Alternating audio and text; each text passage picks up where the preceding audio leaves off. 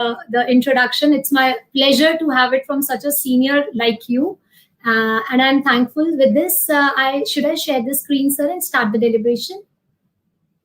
Yeah, okay. So let me share the screen. Yes, you can share.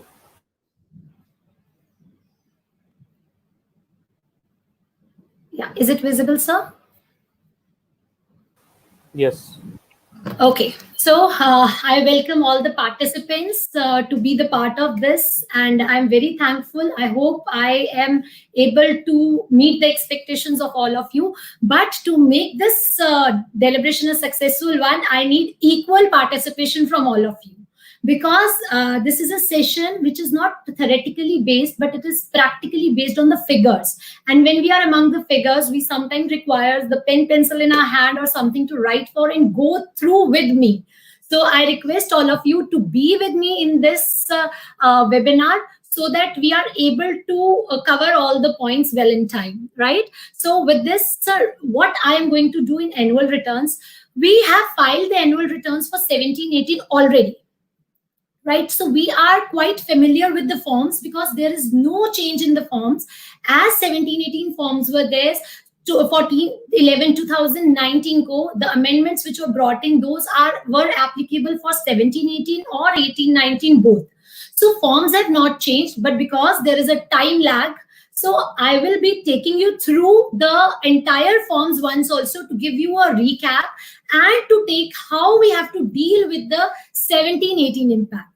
Right, and for you, what I do in my office, I do the entire audits through Excel sheets along with the client's data. So those Excel sheets I have also, I will be sharing here also, in which the formulas have already been put in. So you just have to put the figures there, and you will get the spillover effects being removed of 17-18 from it. So this why I have done this, because every time we cannot be all the time available to go through all the 9 and 9Cs or on our own. So what happens, we have staff at our end who prepares. So what you can do, you can give a preliminary sheet to the accountant or to your staff member to fill the figures for you. It will, because the formulas are already embedded there, so you can get the comparisons done at least. So before going to that, I will be first taking up the PPT, and then we will be moving on to the Excel sheets. Right. So with this, I start my deliberation. First of all, what are the points? What are the things that we need to consider while filing GSTR 9 and 9C? What is that, sir? Annual. I will be quickly taking you through all these points. And what are those?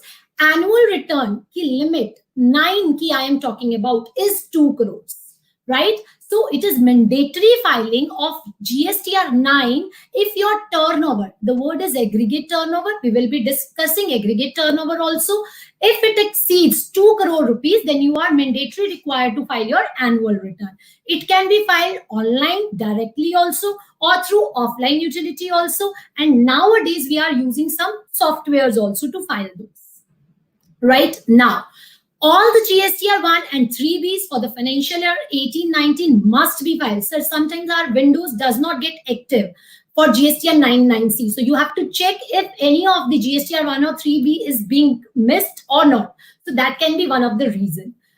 Even if the GSTR number is surrendered during the year, please take it in mind. We sometimes forget to file the returns for those numbers. Those have been surrendered during the year, but their limit has been exceeded.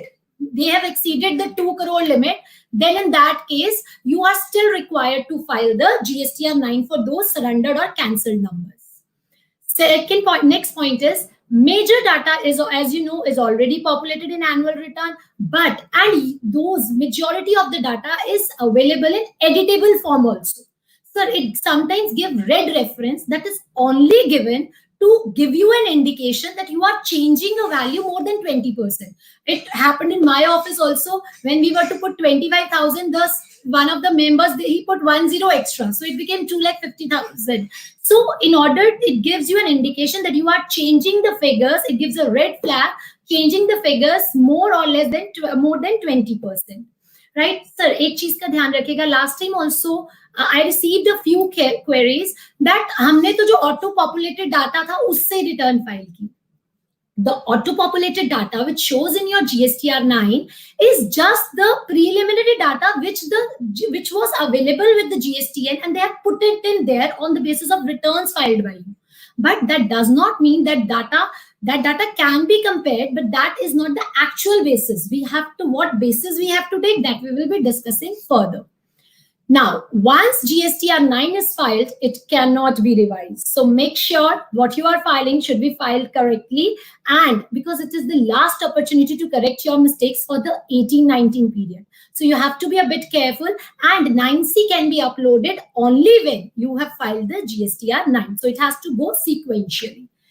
GSTR 9 is to be filed for every GSTN. Yes, this is one of the very, very important points, listeners. What is it? When you have multiple branches, you have to file GSTR 9 for every GSTN. What you have to do, you have to take the aggregate turnover pen-wise. And when you take the aggregate turnover pen-wise, उसमें से अगर कोई एक single branch ऐसी है जिसकी turnover below limit है या उसकी turnover है ही नहीं, even then you are required to file GSTR 9 or 9C for that branch. So what you have to check for the limit of 2 crore, you have to take the aggregate turnover PAN basis. But once you cross that threshold, the GSTR 9 or 9C has to be filed for each and every branch separately, GSTN wise. If in one state you have multiple branches, even then you are required to file for multiple GSTR 9s. Right? Now, moving ahead. Whatever, sir, government is very sharp. It says if you have any additional input, you cannot take it through GSTR 9 or 9C. But if you have any additional liability, which the auditor finds, sometimes we find the commission, majorly we find that sometimes commissions have been received in the personal accounts and those have not been accounted for. So if you find any sort of additional liability that you can pay through, that is payable through form DRC03. You have to select them from the menu annual return, and you can file your GSTR DRC03. Now, there is one litigative issue involved in this also. Sir, DRC03, say the instruction which is given in the rules and in the act, it nowhere mentions that you cannot use your credit for making the payment. But when we read the instructions of form GSTR 9, it says whatever is the liability which is additionally created in GSTR 9 and has to be paid through DRC 03 must be paid through cash only. So if it is a small return and you consider not to go into litigation, then you have to pay through cash only. But if the credit was available with the assessee on the date or for which you are setting off the liability and the assessee is ready to go into litigation, then we are also offering them to go through the cash, but still go through the credit balance also. But still it is a litigative issue, as the instruction itself says that you have to pay it in cash only. Now, moving ahead. By notification 47/2019, it was held that for the assessees which are below the limit of 2 crores, it is optional for them to file GSTR 9. Now, suppose if you have an assessee who is below the limit of 2 crores, but you find that there are certain mistakes which are being committed in their returns.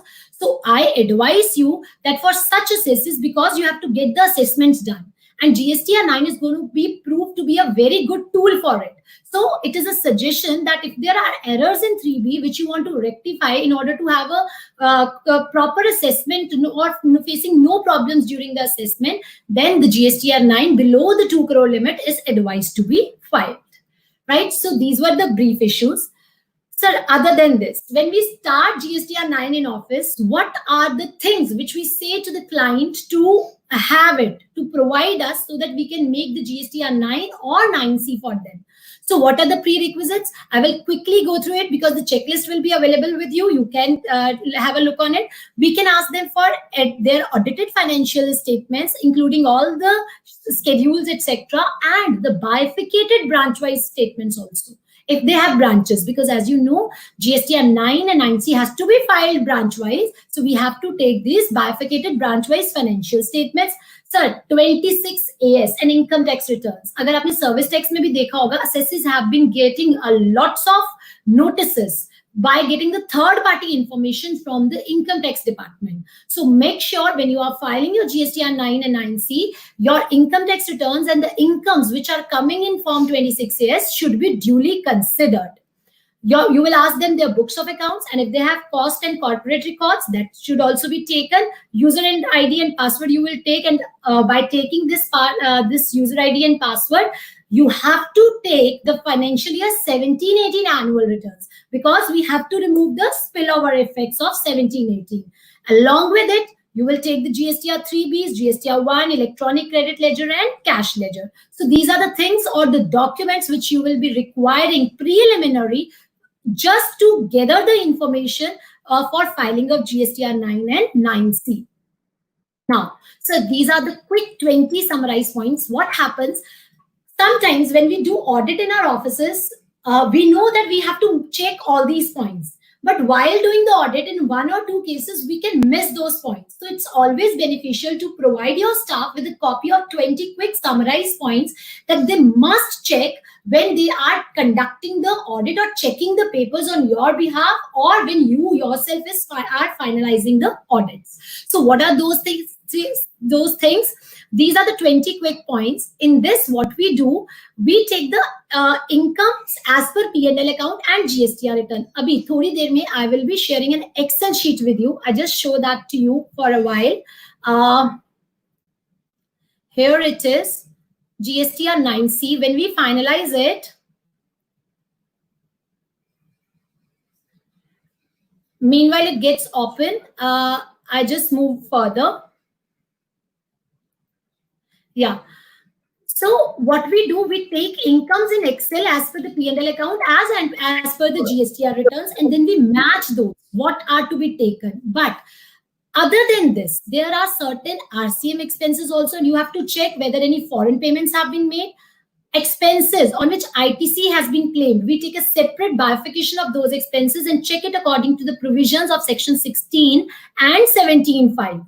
Right? So criteria of 180 days, although it has become a very vast separate issue, especially in COVID times, because it is very difficult. But because 18-19, we check the criteria of 180 days also, the creditors exceeding 180 days, the credit has to be reversed. Apart from this, if the party has claimed the refund, see, you are doing the audit. I will not say it audit, it is basically the reconciliation statement to be done to our best part to give a true and fair view. So whatever points which are clearly visible to us must be considered.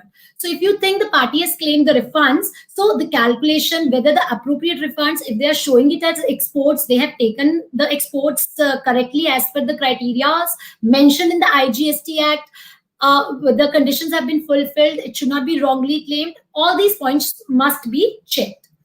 Other than that, whether the rates have been correctly applied, as you know, nowadays there is an issue of sanitizers also, that whether it falls in 12% or 18%, the ministry has also issued the directions that it must come under 18%, 3808 HSN. So those points, that whether the outward supply is being correctly stated at the correct rates, reconciling the balances of advances. In case of advances, only the services balances are taxable. The goods advances are no more taxable in GST for the year 18-19. 17-18 mein it was part, but for 18-19 the advances of only services are taxable. So make sure आपकी balance sheet में जो closing balance है advances का, sir वही advance रह जाना चाहिए ultimately unadjusted in GST, because जिन advances के bill कट गए, that forms part of sales itself, right? So advances balances to be reconciled. You have to reconcile the balance as per the portal and as per the balance sheet to make the changes. कि क्या changes आए हैं? The balance as per portal is this and as per balance sheet is this. Exports ka, as I have already mentioned to you, and you have also to check, so the concept of composite or mixed supplies must be considered. If the assessee is taking, for example, a person is in a trading of cloth, so that must be seen if he has charged transit insurance or freight under the bill. So that must form part of valuation as per section 15. So the provisions of section 15, valuation, whether what have been the provisions of tax invoices, debit credit notes, self invoices, payment voucher, refund voucher, wherever required as per the relevant provisions of the act have duly been done. Sir, in credit note or debit notes or in case of self invoices, we generally face this problem. Those कई बार clients ने self invoices generate ही नहीं किए होते. Debit or credit notes are not as appropriate as is required to be issued under GST. As you know, if you cross the threshold, it must be a commercial credit note. And if you have not crossed the threshold of September, so it can be a GST credit note. So those points must be considered. Yes, very, very important. Schedule 1 supplies. So your balance sheet may show a turnover of 5 crores, say 5 crores, but there are other supplies also which are to be added for the purpose of GST. So there are Schedule 1 supplies like permanent discarding of fixed assets where ITC has been claimed, branch transfers. तो add करके आपने GST की turnover की value निकालनी है and you have to make sure that the appropriate steps for that has been taken. When we practically do the audit, we generally feel that all the Schedule 1 transactions are not able to be identified. So what you can do, you can take an MRL also, and to the best possible extent, you must consider the branch transfers also. That if there are branch transfers, there are e-way bills, so that must be considered to check the Schedule 1 supplies. Two-way reconciliation. Sir, for two-way reconciliation, although it is a litigative matter that whether two-way is a reliable document or not, I am not going into the issues involved in it, but I match two-way of my client on the party to party and bill to bill basis. The reason, sir कई बारी जब party काम करती है ना, वो क्या करती है, सामने वाले ने आपकी सप्लाई डाली होती है, आपने परचेज बुक नहीं की होती. So sometimes we identify such transactions which party says, oh yes, this was to be accounted for. So I'm not going into the exact wording of what I'm saying, but I hope you all have got that these transactions must be checked which are showing online. Either client, let the client to come up with the comments, it does not belong to me, or if it belongs to him, then that